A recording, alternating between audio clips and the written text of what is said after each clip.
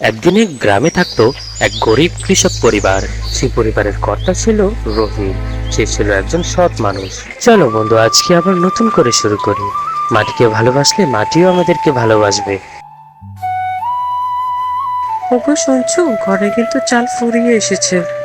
আহা, চিন্তা করো না, আল্লাহ পরিশ্রমের ফল অবশ্যই দেন। বাবা, আমি বড় হয়ে আপনার মতো পরিশ্রমী মানুষ হব।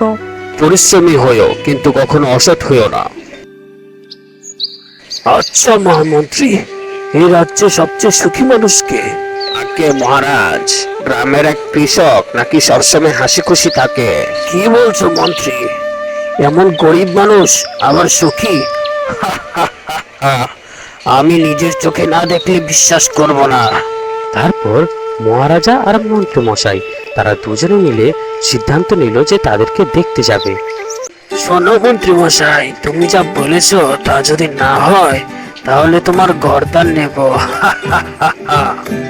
মহারাজ, আপনি গিয়েই দেখুন না, তখনই বুঝতে পারবেন যে আমি সত্যি বলেছি নাকি মিথ্যে। রাজা সময় মতো বাসায় পৌঁছালো এবং দেখলো যে রহিম বসে বসে কাজ করছে। আসসালামু আলাইকুম মহারাজ, আপনি কি করে আমাদের গরিবের বাসায় এলেন? ভাই, তুমি এত কষ্ট করে কাজ কেন করছো?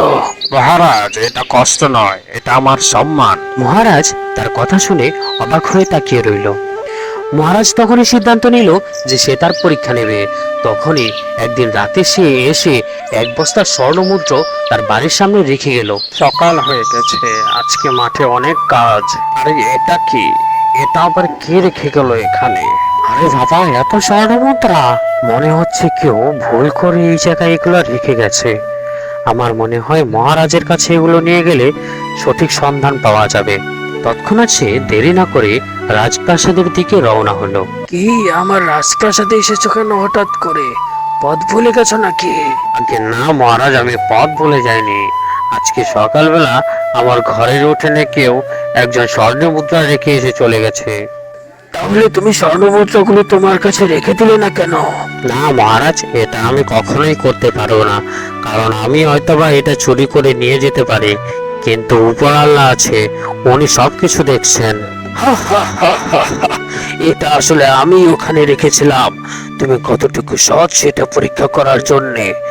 তখন মহারাজ খুশি হয়ে তাদেরকে এই স্বর্ণ মুদ্রাগুলো উপহার দিয়ে দিল এবং তারা হাসি খুশিতে তাদের জীবন কাটাতে শুরু করলো।